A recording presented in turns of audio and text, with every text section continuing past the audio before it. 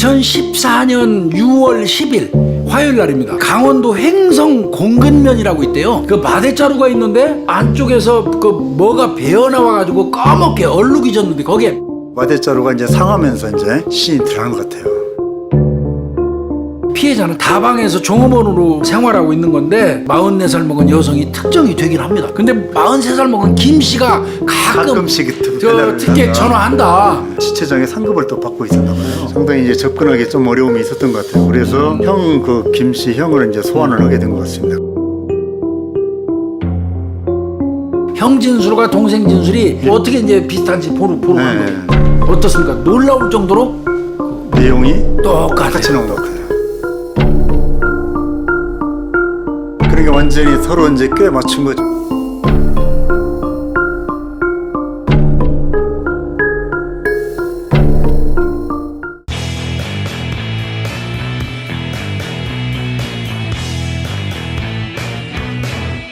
대한민국 살인사건 143회입니다 우리가. 이 사건은 2014년 6월 10일 화요일 날입니다. 예. 11시 20분에 서울에 거주하는 남성이 이제 강원도 횡성 공근면이라고 있대요. 그 공장을 갔다가 약속 시간이 너무 일찍 네. 도착을 한 거예요. 그 남아서 이제 그 주변 한번 경치 좋잖아요. 신도로를 벗어나가지고 구도로에 조금 가서 그 차를 세우고 공터에다 이렇게 내려다 보니까 작은 개울이 흐르고 있고 다리가 있어요. 네. 그 근처로 이렇게 딱 갔는데 그 주변에 내려가자마자 숨을 못 쉴 정도로 악취가 나는 거예요. 딱 봤더니 눈앞에 이 농가에서 사용하는 커다란 그 마대자루 있잖아요. 네. 그 마대자루가 있는데 그 마대자루 안쪽에서 그 뭐가 배어나와가지고 까맣게 얼룩이 졌는데 거기에 파리가 새까맣게 다닥다닥 붙어 있더라는 거예요. 이거 뭔가 이상하다. 그래서 참 이제 이분도 대단해요. 112에 신고를 해줬어요. 경찰관들이 이제 신고를 받고 한 20분 걸렸어요. 20분 정도에 왔는데 마대자루는 어떤 형태였어요 이게? 이제 겹쳐 있었고 그때 당시 두 장 넣었구나. 네. 두 번 쌌구나. 그리고 또 시신이 이제 심하게 이제 부패가 돼서 이제 그렇죠. 악취가 또 났고 당연히 수사과장, 뭐 강력팀 강력팀 뭐 다 다 오고 이렇게. 지방청 보고되고 네. 그러겠죠. 시신 형태가 고도의 부패예요. 거의 융해됐다고 얘기하거든요. 그러면 뭐 백고라가 한창 진행 중에 있는 거죠. 그리고 현장에서는 특별한 거 못 찾았대요. 그래서 이제 아마 그때 당시 네. 이제 현장 감식이 아마 이루어졌던 것 같아요. 그러니까 그 근처 사람의 손이 닿았을 만한 그 근처 그 네. 부분은 전부 DNA 전부 채취예요. 다 채취했죠. 검시 들어갔죠. 네, 이제 검시가 이제 들어갔죠. 그래서 네. 변사자 이제 그때 신장은 키는 한 155cm로 이제 밝혀지고 여성이죠? 예, 여성으로 밝혀지고 155cm. 또 이제 부패 때문에 외상 등은 체크가 이제 그렇죠. 불능할 정도로 이제 그건 그 못 정도로 보죠. 이제 상했고 흰색 반팔 티셔츠, 예. 검정색 레깅스, 예. 검정색 반바지, 예. 그다음에 이제 군청색 팬티, 예. 브레이저는 없었다고 그러고요. 예. 휴대폰이라든지 핸드폰은 지갑, 하고. 가방 이런 것도 없네요. 그 부패 정도를 보면요, 이제 그 대충 기간이 어느 정도 특정이 되는데 한 2달에서 한 4달 사이가 지난 걸로 이렇게 본 것 같아요. 주변 보니까 이거 이제 제일 중요하죠. 네. 버릴 때 만약에 그 다리 쪽에 CCTV가 있다면 버리는 놈 인상 차이가 나올 거예요. 그렇죠. 그런데 없었답니다. 그러면 이런 경우는 이제 우리 변사자가 누군지부터 따져야죠. 그 이제 옷까지 있잖아요. 옷까지, 그거 중요하죠. 그 이제 반바지라든지 또 이제 레깅스. 레깅스도 이제 그 메이크업 퓨만가로 이제 또 아마 그러네. 밝혀진 것 같아요. 예. 그래서 이제 그 구입 그 처의 그 가게를 이제 아마 수사를 했던 것 같습니다. 그런데 나왔네요. 나오기는. 예. 퓨마 그 홍천점에서 한 3개월 전 3월 15일 날 예. 석 달 전에 이 갖다 보여줬겠죠. 이 옷하고 비슷한 거를 구입한 여성이 있다. 그 살 때 이 여자가 그 휴대폰 번호 남겨놓는다 거기다. 그래서 이름하고 전번 확인이 됐어요. 전화번호가 이제 확인됐고. 그래서 44살 먹은 여성이 특정이 되긴 합니다. 예. 이 여성은 그 홍천읍 연복리에 살고 있다고 그러네요. 네. 그러면 이제 이 여성 집에 가서 아마 이제 경찰들이 이제 찾아볼 거예요. 그때쯤에 이제 이 국가수에서 연락이 온 모양이에요. 네. 그 보니까 또 이제 우측 어깨에 따는 그 수술용 철심 있잖아요. 그게 발견됐고. 플레이트라고 그래요. 플레이트라고 맞습니다. 예, 플레이트. 그래서 이 납품 받은 병원 확인했더니 포항에 있대요. 포항. 2005년 10월 29일 날 그 이 여성이 네. 44살 먹은 이 여성이 그 수술을 했다는 거예요. 이제 수술. 근데 아까 퓨마점에서 그 여성 반바지하고 반바지하고 레깅스. 레깅스하고 네. 인적사항 확인했었잖아. 네. 연봉리 산다고. 네. 그 인적사항하고 플레이트 요거 네, 그 철심. 나온 거하고 이제 병원 가서 확인했더니 인적사항이 동일해요. 네. 그러면 피해자는 찾은 겁니다. 네. 그래 실종 보니까 신고? 이제 4월 20일 날 아. 그 강원 홍천경찰서에 실종 신고가 돼 있더라고요. 그리고 이제 홍천읍 연봉리 그 공공 다방에서 또 아. 그 저기 다방을 운영하고 있었던 것이 이제 이분은 운영은 아닌 것 같더라고요. 나중에 내가 확인해. 그래요? 종업원으로 나오더라고요. 종업원으로. 네. 그러니까 2005년도까지는 포항 쪽에 살면서 이제 수술도 하고 그랬던 여성인 것 같은데 어떤 사유로건 홍천으로 올라온 홍천으로 이제 거예요. 이동했구만. 그래서 네. 다방에서 종업원으로 홍천에서 지금 생활하고 있는 건데 신고한 사람 자체가 다방 운영자네요. 그러면 뭐 이거는 어느 날 이 여성이 사라진 이후에 지금 죽음으로 발견이 된 거 아니에요. 그렇죠. 부패한 상태로. 네. 그럼 이건 경찰 입장에서는 이건 살인 사건이에요. 그러면 네. 이제 몇 가지로 잡아야죠. 채권 채무냐, 원한이냐, 저 치정이냐, 뭐. 치정이냐 이제 이거 이제 그 방향을 잡아야 되니까 당연히 저 금융거래를 한번 들여다봐야죠. 들여다봐야죠. 그래서 네. 채권 채무 관계가 있는지 여부도 따져봐야 되는데 이 여성 보니까 채권 채무 관계 없네요. 지금 통신 내역을 보니까 있기는 있네요. 이 여성이 마지막 통화가 4월 21일 00시 39분. 네. 마지막 통화가 아니라 휴대폰이 그 오프된 그 시간대인 것 같아요. 내가 보기에는. 예, 아마 그때까지는 아마 켜져 있었던 것 같습니다. 그리고 4월 20일 00시 37분경에 수신이 하나 있어요. 수신. 네. 그러면 수신이 있는데 통화는 안 했네요. 그러면 통화는 누군가가 하고 전화를 한 이 건- 여성한테 걸은 거예요. 이게 4월 21일 날 00시 37분까지 그 전화가 된 건 있고 그러면 그 전화 걸었던 사람 찾아야 돼요. 이거. 당연히 이제 뭐 다방 주인부터 해서 직원들 또 다방을 자주 드나들던 또 손님들을 또 이렇게 이제 탐문 수사를 했고 중점적으로는 이제 실종 당일 그러니까 4월 20일 그렇죠. 날 4월 20일로 봐야 돼요. 기준으로 해서 통화가 이루어졌던 사람들 중 평소에 그 빈번하게 또 이제 연락 주고받은 사람들 위주로 또 이제 문자라든지 통화 내역을 또 한번 확인했던 것 같습니다. 이 사람이 보니까 마지막 발신 그러니까 본인이 이제 이 걸은 것 같아요. 하화길이 네, 그 근처라고 그래요. 그러면 마지막 발신이 하화길에서 이 여성이 전화를 했었다면 다방업주한테 물어보는 거예요. 그 혹시 여기에 티켓다방이라고 그러네요. 하화계리에 티켓다방 배달 간 적 그 보낸 적 있느냐 업주한테 이제 물어본 네. 거죠. 그랬더니 업주가 하는 얘기가 업주가 저 실종 신고했었잖아요. 그 하화계리 쪽으로는 우리 그 배달 손님 없다. 다만 그 인근에 하오안리가 있대요. 하오안리. 아 이름이 어려워요. 하화계리 하오안리. 네. 하오안리의 김씨 43살 먹은 김씨가 가끔씩 저 배달을 티켓 한다. 전화한다. 그런데 하화계리하고는 관계가 아니다. 없다. 그 하오안리의 김씨한테는 뭐 한 달에 두세 번 배달을 간다.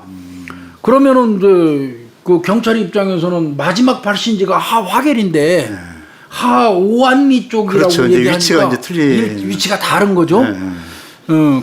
그러니까 이제 경찰에서 여기 한번 막힌 거예요, 이게. 그러면 배달 그런 데 갈 때 어떻게 하냐고 업주한테 물어보니까 택시를 자주 탄대요. 아, 택시를 타고 이제. 그래서 택시를 자주 탄다고 얘기를 하니까 4월 20일 날이 없어진 날짜잖아요. 좌우지간 모욕 그렇죠. 간다고 네, 나가서 네, 실종됐으니까 4월 20일 날 이 피해자가 택시 탔는지 조사하는 거 간단하잖아요. 그렇죠. 택시회사 쭉 따져보는 거죠. 그런데 뭐 크게 뭐 드러난 게 없었나 봐요, 이게. 그래서 이제 우리 그 김 씨를 이제 그 좀 특정이 약간 됐잖아요. 김 씨를 만나가지고 혹시 이제 피해자. 우리 피해자 아느냐. 그러니까 안다. 그래서 이제 어떻게 알게 됐느냐 하니까 이제 다방에서 또 이제 알게 됐다. 그래서 자기는 다만 그때 당시 외출 중이라 이제 만난 적은 없다. 4월 20일 그 즈음에. 20일 그 전에는 그러면 이 사람이 그 다방으로 전화했는지 이 사람 휴대폰 까보면 되죠. 그렇죠. 이제 그렇게 이제 까봤는데 없네요. 흔적이 통화한 또 이제 흔적이 통화한 없네요. 적이 또 없어요.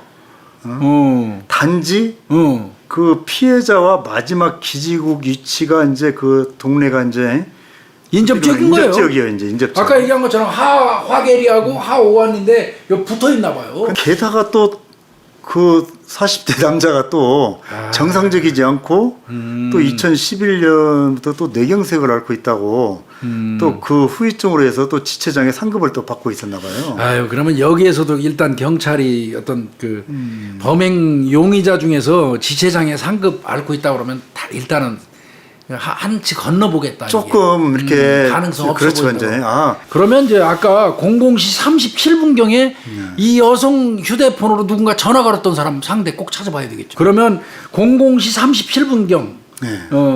39분에 00시 39분에 오프가 됐고 휴대폰이 꺼졌고 00시 37분경에 누군가 전화를 걸었는데 이 여성이 안 받았단 말이에요. 네, 안 받았습니다. 그러면 그 시기에 전화한 야, 이게 발신자를. 그 전화 건 사람 찾아야 되겠죠. 네. 그래서 그 마지막으로 그 전화 건 사람을 이제 경찰이 역추적해서 찾았어요. 박 씨네요. 네. 이 사람이 박 씨를 찾아갖고 당신 이 여성한테 전화한 적 있지 00시 37분경에 그랬더니 예 있습니다. 그 어떻게 알게 된 사이야 이제 그 조사를 했겠죠. 그랬더니 2014년 2월달에 다방에서 역시 만난 거죠. 뭐 다방 그렇죠. 이제 종업원이니까. 손님으로 이제 만난 그리고 자주 통화했대요. 그러니까 단골이에요. 내가 볼 때는. 네. 그리고 4월 20일 날 점심 식사를 같이 했네요. 그러면 점심 식사하고 어떻게 했습니까? 그랬더니 점심 먹고 헤어졌어요. 그리고 당일날 그 얘기 다 되라. 00시 37분에 당신이 전화했으니까. 그랬더니 그날 이제 점심 먹고 그 여성하고는 헤어지고 그날 친구들 2명하고 이제 저녁 때 술을 먹다가 그 여성이 생각이 났대요. 전화를 먼저 한 거는 22시 23분경에 했어요. 전화를 해서 오라고 한 모양이에요. 그랬더니 여자한테 전화하니까 이 여성이 나 지금 하오안리에 있다고 그랬어요. 네. 아까 기지국이치는 네, 화길이었잖아요. 네. 그리고 김 씨 같은 경우는 하오안리 살고요. 근데 분명히 그때 통화로 나 하오안리에 있다고 그러더는 거예요. 밤 10시경에. 네. 그리고 하오안리인데 내가 곧 갈게 한 여자가 안 오니까 00시 37분경에 다시 전화했던 거예요, 그게. 근데 이 여자가 전화를 안 받은 거예요. 그렇다면 이거는 적어도 이 여자는 이 여성은 4월 20일 22시 23분까지는 살아있었어요. 네, 그렇죠. 예. 야, 그러면 여기서 이제 경찰이 김 씨 의심할 수밖에 없는데 이게 또 지체 장애가 있다 네, 보니까 상당히 이제 접근하기 좀 어려움이 있었던 것 같아요. 그래서 아마 이제 그 주변에 그 차량 수사를 아마 이제 들어간 그렇죠. 것 같아요. 지금 이걸 갖다가 이제 그 64대 차량을 갖다가 아까 이제 그 시간대. 네, 그러니까 홍천과 횡성을 오고 가는 차량들. 근데 여기에 60년 그 김 씨의 그 형의 소유 있잖아요. 아까 이제 우리가 좀 의심을 했던 네, 검정색 소나타가 4월 21일 날 01시경에 그 5번 국도 이용해서 묵계리로 또 이동한 사실이 이제 확인이 됐습니다. 근데 이거 염두에 두고 있었는데 그 사람 형이 현장 근처를 그 시간대에 왔다 갔다 한 게 나온다? 네. 그러면 김 씨하고 그 형 관계를 의심을 하죠. 네. 그래서 당연히 그 김 씨하고 형의 휴대폰 통화 내역을 이제 쫙 뽑겠죠. 그래서 이제 4월 21일 날 그러니까 이제 범행이 있고 난 이후다. 이후가 되겠죠. 그래서 그 통화가 이제 급격히 이제 늘어난 거예요. 두 사람이 형제가 형제간끼리 그렇게 해서 그러면 이제 이건 뭔가 있는 거예요. 네. 그래서 이제 그 하우안리 김 씨의 그 아파트를 압수수색영장을 신청해서 바로 이제 감식을 들어가고 또 이제 특별현장을 이제 발견해 보려고 했지만 거기서는 발견을 못했던 것 같아요. 그러면 형 조사하면 되죠. 일단 해봐요. 네, 그렇죠. 이제 그래서 그 김 씨 형을 이제 소환을 하게 된 것 같습니다. 그래서 4월 21일 날 동생 집에 왜 찾아갔는지. 원래 그 사람은 원주 사는 사람이죠. 네, 집이 이제 원주 쪽에. 원주 사는 사람이 결혼도 해가지고 따로 사는 근데 사람이 또 횡성까지 갔다는 게 또 이제 그 시간대. 그 시간대 의심을 할 수밖에 없죠. 그랬더니 아침 9시에 동생이 자신한테 전화해갖고 아프다. 그러니까 아마 이제 뇌경색 쓰러지고 그래가지고 아팠던 모양이지 평소. 그래서 동생 얘기 듣고 자기가 거기 갔다는 거예요. 동생 집으로 그 현장을 통과해서. 예. 그래서 이제 그날 밤 8시에 원주에서 횡성에 있는 동생 집에 도착을 했다. 그랬더니 동생이 막 토하고 그러더라는 거예요. 그래서 병원 데려가려고 그랬더니 병원이 다 문 닫았대요. 그래서 그 나온 김에 그 엄마 집이 또 따로 있나 봐요. 홍천군 화촌면 내산포리에 어머니 집이 있대요. 그래 어머니 집으로 갔대요. 이제 병원은 못 데리고 가고 동생을 데리고 나가서 그런데 가다 보니까 동생이 상태가 좀 좋아졌다는 거예요. 어머니 집에 가서. 그래서 다시 동생을 태우고 자정쯤에 홍천 IC를 거쳐서 문막 IC를 거쳐서 자신의 집으로 왔대요. 동생 집으로 안 가고. 그리고 그 본인은 다음날 출근했고 동생은 오전에 집으로 돌아갔다. 요게 이 형 얘기예요. 근데 이게 이제 형의 이야기지만 이제 조금 문제가 있는 게 왜 그 국도를 이용하지 않고 톨게이트가 있는 데로 이렇게 돈을 내가면서 예를 들어서 고속도로를 이용했는지가 또 이제 약간 좀 의심스럽고. 그런데 사실은 경찰은 64대 차량을 그 분석하는 과정에서 국도 이용한 걸 알고 있잖아요. 그러니까 형이 지금 거짓말하고 있는 거거든요. 그러면 이건 간단해요. 형 지금 진술한 거 다 녹음도 하고 아마 진술 받았을 거예요. 그러면 그날 동생하고 같이 움직였잖아요. 그렇죠. 동생도 같이 하고. 형이 말한 거하고 똑같이 얘기하는지 여부를 확인하면 돼요. 그 동생한테 갔죠. 형 진술하고 어떻게 이제 비슷한지 보러 간 거예요. 어떻습니까? 놀라울 정도로 내용이 똑같이 나온 것 같아요. 그러니까 완전히 서로 이제 꽤 맞춘 거죠. 이걸 갖다가 이제 서로. 어떻게 보면 이제 이게 경찰이 의심하게 된 계기예요. 형 진술과 동생 진술이 몇 달 전 건데도 똑같아. 시간대별로 2달이 된 거를 넘었는데 그거를. 근데 동생은 또 그때 정신지체잖아요. 맞아. 그런데 어떻게 이렇게 기억력이 또 시간까지. 시간대까지. 이거는 여기서부터 이 사람들은 어떻게 보면 걸린 겁니다.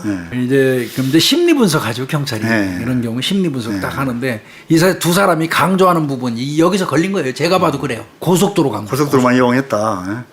경찰은 이미 국도 이용한 거 아는데도 불구하고 두 사람은 계속해서 문막 IC, 그 다음에 홍천 IC. 그러니까 이제 고속도로를 통해서 어머니 집도 갔고, 자기네 또 형 집도 가고, 다 이제 자기 집도 돌아오고 했다라고 하니까. 그 범죄 현장에 있는 국도 쪽에는 간 적이 없다는 얘기잖아요. 그러니까 한마디로 말해서 그 시체가 유기된 그 5번 국도상에 거기는 접근도 안 했다라고 지금 그 얘기예요. 그러니까 심리적인 이 회피 기제가 발동하는 거예요. 범인들이 이제. 그 다음에 00시 30분에 전원이 꺼졌다고 그랬잖아요. 근데 00시 37분에 아까 박 씨가 전화를 걸었었는데 못 받은 전화 있다면 이 사람은 00시 37분 이전에 이제 돌아가신 거죠. 죽여놓고 난 다음에 누군가로부터 전화가 걸려오니까 꺼버린 거예요. 이건 이 휴대폰을 끈 사람은 범인일 가능성이 많은 거예요. 이렇게 아마 이제 그 심리 분석을 해준 것 같습니다. 그래서 이제 범인상은 일단은 이제 홍천에 이제 거주하는 그렇죠? 사람으로 이제 좀 나타난 그렇게 것 같고요. 봐야죠. 그리고 이제 아까 말씀드린 것처럼 제일 중요한 건 그거였던 것 같아요. 나라도 그랬을 것 같아요. 제가 수사해도. 분명히 64대의 차량을 그 경찰이 봐가지고 시신이 유기된 장소 쪽으로 왔다 갔다 한 구도로를 통과한 게 다 나와 있는데도 불구하고 두 형제가 한결같이 문막 IC, 홍천 IC만 고속도로 이용한 얘기만 하는 거예요. 그게 범죄 그 회피 심리 이게 굉장히 높아 보이는 거예요. 그러니까 이 두 사람이 아주 그 절실한 용의자인 거 맞아요. 맞습니다. 그렇지만 그럼에도 불구하고 여기서 해소해야 될 게 있어요. 해소해야 될 게 뭐냐면 분명히 그 마지막 통화가 하오안리가 아니고 하화계리에서 떴어요. 하화계리에서 떴다면 하오안리하고는 거리가 멀어. 왜? 김 씨는 하오안리에 살고 있으니까. 근데 만약에 기지국이 그 피해자가 하오안리에 김 씨 집에 갔다면 하오안리에서 뛰어야 돼요. 그렇죠. 근데 하화계리 인접이라고 하더라도 하화계리에서 뛰었다는 거 이거를 해결을 못하면 경찰이 김씨 형제 어떻게 할 수 없어요. 그런 입증을 할 수가 없죠. 그래서 이제 아마 그 경찰이 그 이제 기지국 관리하는 그 통신사 쪽을 협조를 받은 것 같아요. 그래서 해봤더니 기지국에서 그 관련돼서 기지국 얘기를 하는데 그게 맞네요. 하화계리 이 기지국 같은 데는 이게 잘 안 된대요. 안 되니까. 그래서 중계기를 설치해가지고 기지국 범위가 이게 겹친다네요. 하오안리하고 하화계리가 겹친대요. 그래서 이제 김 씨가 하오안리, 하오안리로 이제 밝혀졌네. 그때 기지국. 그래서 경찰이 하오안리 김 씨 집에 가가지고 하오안리에서 전화를 한번 다시 걸어봤어요. 한번 또 해봤어요. 그래서 기지국을 한번 확인을 해보니까? 했어요. 그랬더니 하화계리 기지국으로 뜨는 거예요. 왜 그러냐면 하오안리에 그 통신 사정이 별로 안 좋아요. 이게 한마디로 이제 기지국 범인은 명확하진 않은 거네. 요거는 그러면 경찰 입장에서는 해결한 거죠. 예. 아, 하우안리에서 김 씨가 지네 집에서 전화해도 예. 기지국 위치는 화계리로 뜰 수 있구나. 10번 정도로 거는데 하화계리로 뜨더라는 거예요. 또 어떤 경우는 하우안리로 뜨기도 한대요. 근데 하화계리로도 더 많이 뜨더라는 거예요. 그래서 이제 아마 이제 경찰에서 김 씨의 이제 형을 이제 소환을 했던 것 같습니다. 이제 왜 그날 4월 21일 날 동생 집에 찾아간 이유가 뭐냐. 아니, 그러니까 이제 그 내용을 이제 쪼개서 저 경찰이 네. 저 심리생리 검사 했겠죠. 네. 근데 이제 동생 같은 경우는 언어장애 있으니까 안 해요. 그렇죠. 저 심리생리 검사 안 합니다. 네. 이제 아마 국가수에서 형 데려다 놓고 조사한 모양이에요. 겉함 탄 것 같습니다. 내가 보니까. 자, 이제 몇 가지 물어봤습니다. 그 여성 살해한 게 당신이 죽였어요? 그랬더니 이게 거짓말도 아니고 진실도 아니고 판단불능으로 나왔어요. 그 부분에 대해서. 당신이 죽였습니까? 형한테 물어보니까 그 판단불능 나왔어요. 그 다음에 그러면 그 여성의 시신을 이동하고 유기한 거 당신 맞습니까? 그 물어봤더니 거짓으로 나와요. 당연히 그 사람은 아니요 했겠죠. 근데 거짓으로 나와요. 그러면 당신이 안 죽였으면 동생이 죽였습니까? 그랬더니 아니요, 그것도 아니에요. 그런데 거짓으로 나와요. 그 다음에 아까 말씀하신 것처럼 어머니 집에 갔다가 홍천 IC로 진입해갖고 문막 IC 나와서 집으로 갔다고 당신 얘기했는데 맞습니까? 그때 거짓말 나와요. 거짓 반응 나와요. 그 국도 지나가는 거는 아까 64대 그 조사할 때 이미 다 나왔는데 거짓말이잖아요. 그러니까 이거는 형이 거짓말 한 걸로 결정이 난 거죠. 근데 이런 경우에는 이제 형이 거짓말 한다는 거 알게 됐으면 두 사람은 이제 확실한 용의자거든요. 이때 형부터 이제 그 속된 말로 아까 내가 빠갠다고 그랬는데요. 형부터 빠개는 것보다 약한 고리를 공략하는 게 맞죠. 동생 데려다가 추궁하는 거죠. 그럼 너 형이 너를 위해서 항상 고생했는데 그러면 지금이라도 사실대로 말해서 그렇지. 혹시 그런 도리가 또 형을 위한 도리가 아니냐. 그래서 이거 참 그러니까 이제 그 동생이 이제 얼마나 아이고 죽고 싶다. 이제 그래서 아마 그 순간에 이제 범행을 자백하게 된 것 같습니다. 제가 볼 때는. 그러면 네가 사건을 어떻게 저질렀는지 쭉 얘기를 해봐 이제. 4월 20일 날 밤 10시가 됐는데 내가 아파트에 있는데 그 여자가 술이 잔뜩 취해갖고 왔다. 그 나 혼자 살고 있으니까 들어오라 그랬다. 방에 들어왔더니 소주 한잔 하자고 그러더라. 그 소주 한잔 했다 둘이. 근데 한잔 하다 말고 갑자기 야 특기비 10만 원 빨리 내놔. 노회상 증거. 소리를 꽥꽥 지르더라. 나 돈 없다. 그랬더니 여자가 소주 먹다가 갑자기 소주병으로 내 머리통을 내리치더라. 아 자신의 머리를. 그래서 나 한 5분 동안 나는 좀 몸이 안 좋잖냐. 한 5분간 내가 기절을 했다. 그리고 깨어나서 딱 보니까 열이 빡 받더라. 어디 내 머리통을 소주병으로 까냐. 그래가지고 열이 빡 받아서 깨어나가지고 그 여자 엎어뜨려 놓고 목을 내가 졸랐다. 그랬더니 죽었다. 그래서 내가 마대자루 2장 가지고 와서 거기다 담았다. 그리고 콜택시를 내가 불렀다. 이제 이게 콜택시 불렀다는 데서 나중에 이제 딱 골이 잡혀갖고 깨지는 거야. 경찰이 콜택시 부른 사실, 그 시신 어쨌든 유기하고 전화를 해야 할 거 아니에요. 시신 유기하고 택시 이용한 사실 더 없는 거 확인 다 한 거예요. 거짓말인 거 다 나왔죠. 그냥 속아준 거죠. 그래 좋아. 그러고 이제. 근데 형 김 씨를 이제 또 다시 한번 또 조사를 한 것 같아요. 내가 죽이는데 가담하거나 시신 유기하는데 가담한 게 아닙니다. 그러면 도대체 당신 어떻게 해서 거기에 개입하게 된 겁니까? 그랬더니 동생이 아프다고 그래서 내가 동생 실러 갔더니 동생이 나오는데 국도 쪽으로 가자고 얘기를 해요. 그래서 왜 국도로 가 임마? 나 고속도로 통해서 갈 건데 그랬더니 내가 보여줄 게 있어서 그래 형님. 그러더라는 거예요. 그래서 뭔데? 그랬더니 내가 사실은 사람을 죽여서 여기다 버렸어요.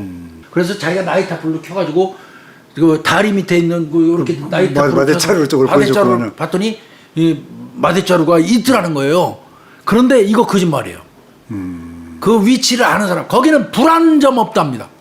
나이타 불 켜가지고 그 다리 아래 4-5m가 내려가서 직접 본 것도 아니라고 얘기했거든요. 그러니까 이것도 형이 거짓말한 거예요.